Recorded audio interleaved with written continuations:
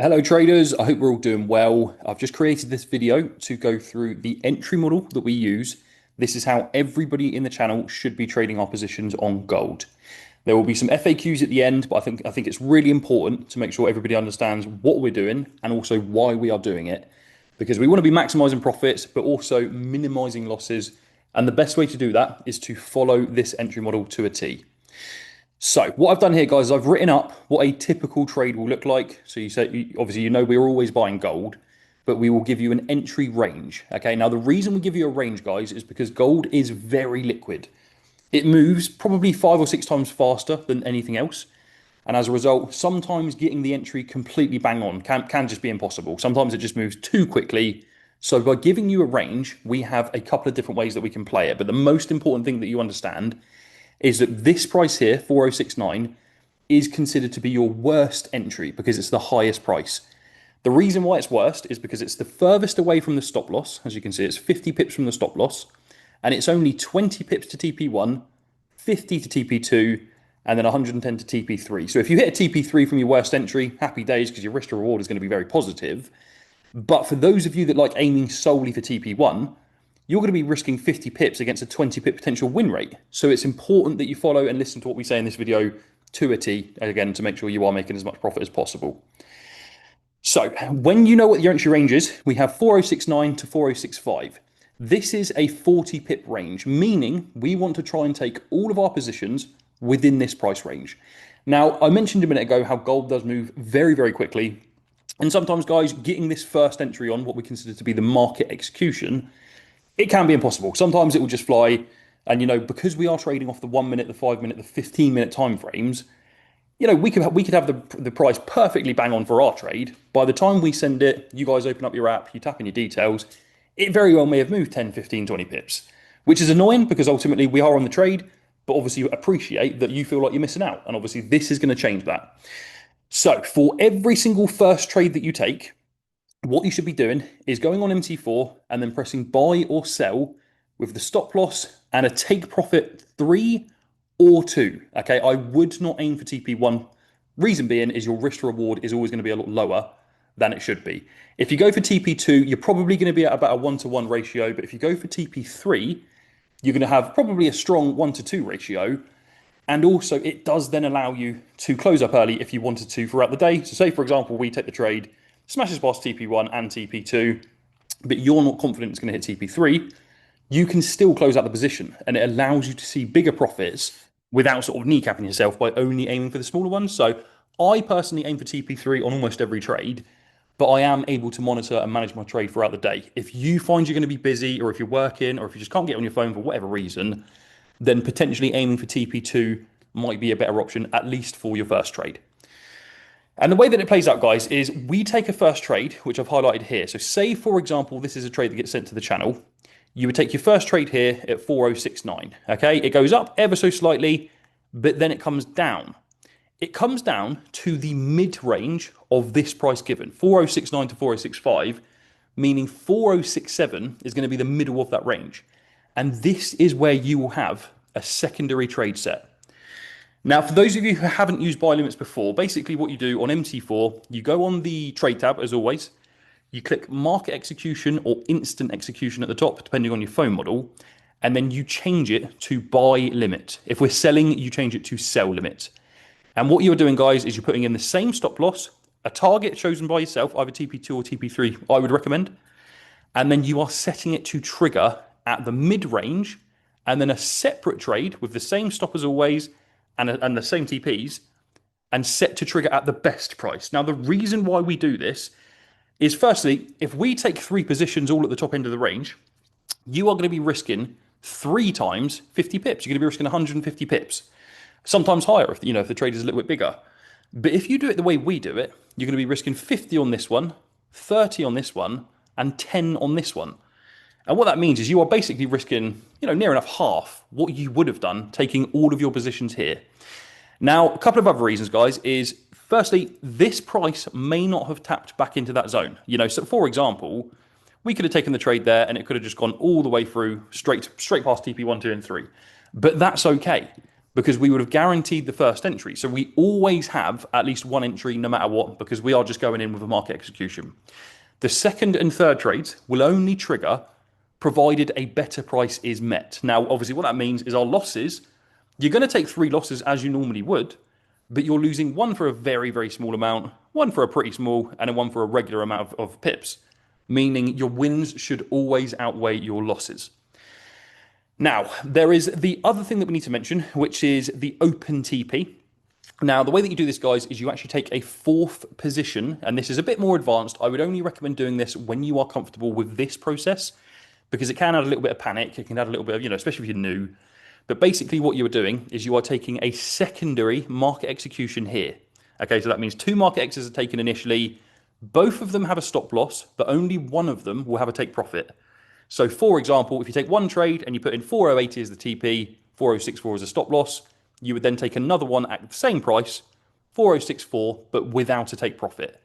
And with the open targets, guys, what we do is only when TP3 has been achieved, we will give out much longer term targets. Could be 150 pips, could be 500 pips, could be 1,000 pips, but these are based on higher time frame trading. So if we go and smash our 1 minute, 5 minute, 50 minute targets, we might go to the hour or the 4 hour or the daily, meaning, we could go and catch a week's worth of profit on a single trade. Now, the pro of this is obviously if we go and hit a massive trade, you're going to be making significantly more than you will on any other position. The con of this means if we lose the position, you will then lose an extra position at the worst price. Okay, so it does add a layer of risk, and I would only recommend doing this for those of you who are fully comfortable with the process of setting your first trade and your 2 limits at the right prices. Now, once we have the first trade on and it taps into a better price, say for example, again, it played out exactly as it did here, where it tapped in and then shot all the way back up. The reason why this is good, guys, is by the time we get back to this point here, we will have both of these in profit. Okay, if that makes sense. So obviously this will be 20 pips in profit. This one will be 40 pips. So by the time you get back to your starting point, you will have 60 pips worth of profit. And what we often say in the group, guys, is close worst entries, leave your best to run, or leave your best to run risk-free, which we'll get onto in a second. And what that means is if we tap into a better price, could be 1, could be 2 of them, and then come back up to the starting point, let's get rid of our worst price or our worst prices and leave the better ones to run.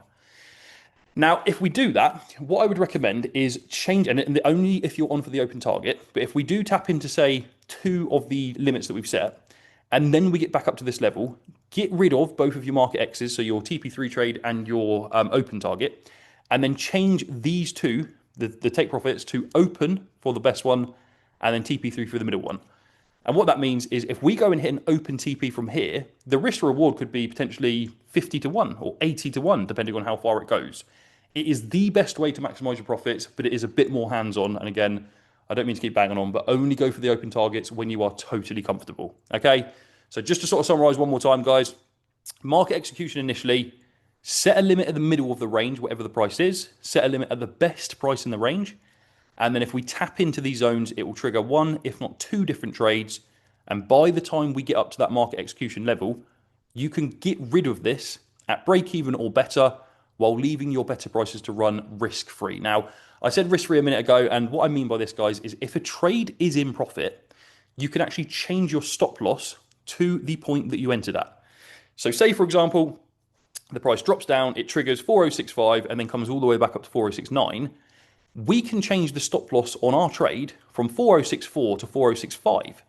And that way, if the price comes crashing back down and hits our original stop loss, we will not actually incur any loss because we have already gone risk-free. And obviously you do the same for this. So if it spiked back up to 4069, you would change this one to 4067. Once again, meaning you are protected, if that makes sense. Okay, so going risk-free is incredibly important. We do it on, and I don't want to exaggerate, but we do it on probably 70, maybe 75% of the trades overall. And what it will mean is sometimes you will just go break even and you will miss out on a bigger profit. But oftentimes you will go break even and miss out on a potential stop loss. So it can be sometimes a little bit frustrating hitting break even. But trust me, guys, after doing this for however long we've done it now, since I think early summer this year, since we launched the channel, You know, the amount of money we have saved by going risk-free has been insane. Thousands and thousands of pips and obviously thousands of pounds of potential profit that you would have lost had you not. So it's very, very important that you not only follow the entry model, but also the risk-free model as well. Now, I'm going to run on to some frequently asked questions as well. So these are just a couple of things that I do regularly get asked that I think are important to cover. A couple of these we have run through already. So obviously TP1, 2, 3 and open. These are multiple targets to aim for. Why do we bother giving TP1 if we do not aim for it? And that's a valid question.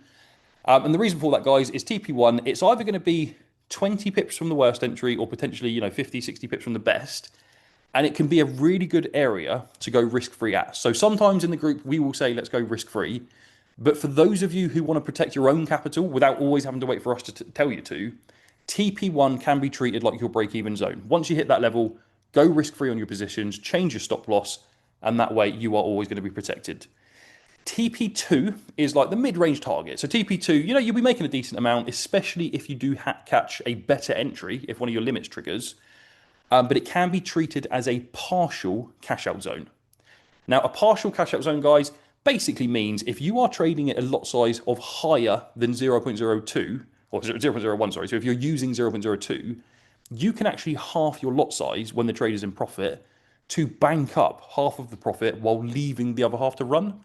And the way that you do this is you go to close your position, do not press modify or edit like you normally would to change the stop loss, but press close on the trade.